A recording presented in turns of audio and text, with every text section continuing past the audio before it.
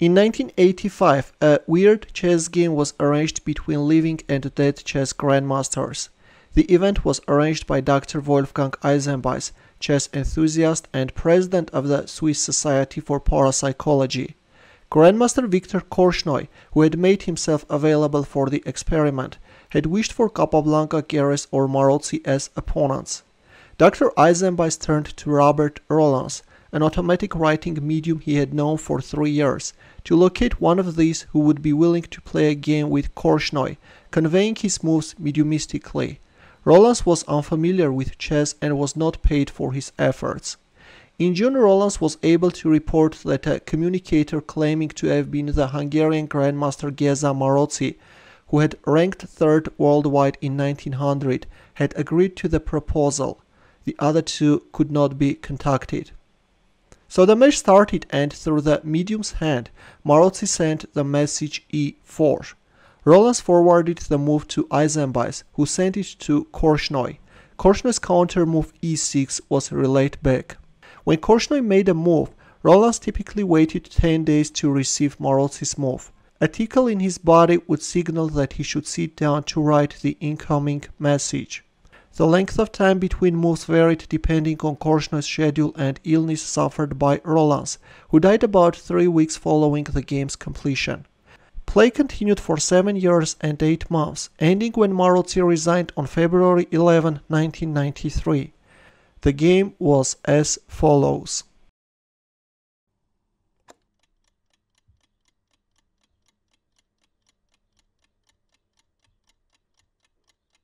Hello chess lovers, Soren here, and in today's video we will analyze that game.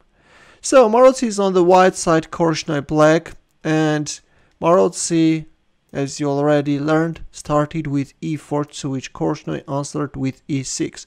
Korchnoi goes for his favorite French defense, and we have the win-over variation. e5, c5, a3, takes, knight e7, queen g4, c takes d4. Of course, white can also castle kingside, but Korchnoi is choosing a very sharp poisoned pawn variation. Queen c7, now the threat is queen takes c3, and white is neutralizing the threat with king d1, which is an old-fashioned move. Modern theory recommends knight e2. In our game we have king d1, d takes c3, knight f3, knight b c6, bishop b5. Well, white is pinning the knight, is avoiding knight takes e5, but this is not good. Better was playing, for example, bishop g5, and then h4. Knight takes e5 is not that good, you will step into an ugly pin. In our game we have bishop b5, bishop d7, and white is giving up his good bishop. Now, in return, black is managing to activate his French bishop, and that's something which gives black advantage. Moreover, after an exchange on e7, the engine already gives black -3 advantage. Queen h4 check, king e8, king e2, bishop takes f3 check. Korchnoi is hurrying to simplify the position, win this pawn, but that's not that good. Bishop b5 check, followed by rook d8, rook d3 is a more venomous try. Black is definitely dominating.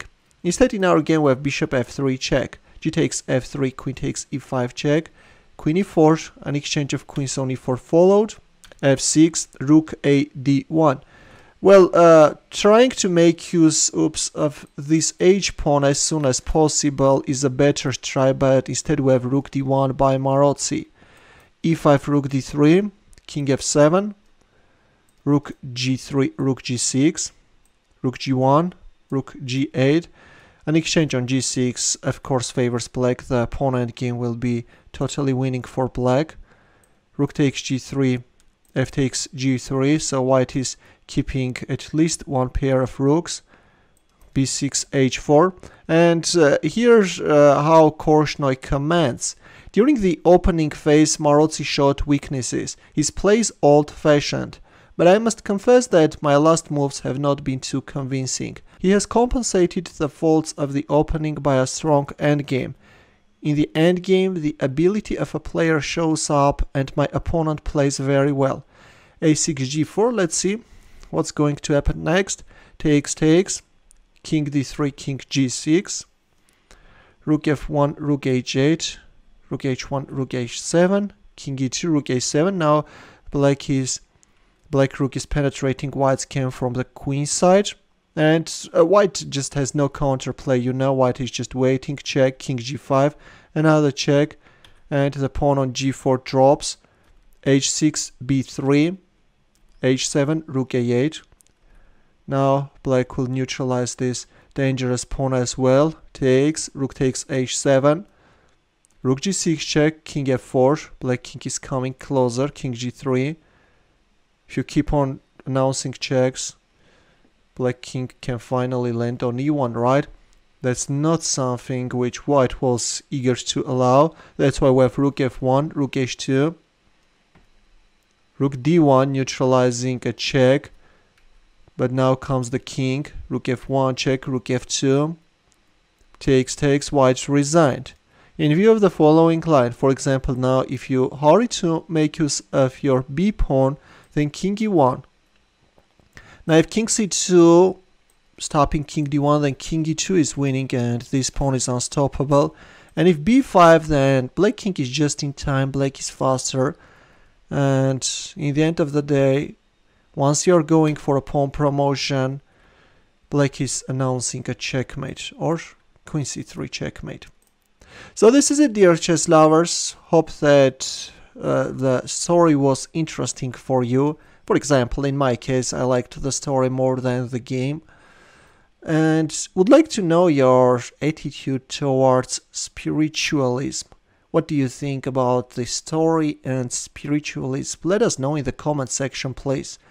In the end, as usual, let's also solve a chess puzzle. The task is to win with the white pieces. The task is very easy.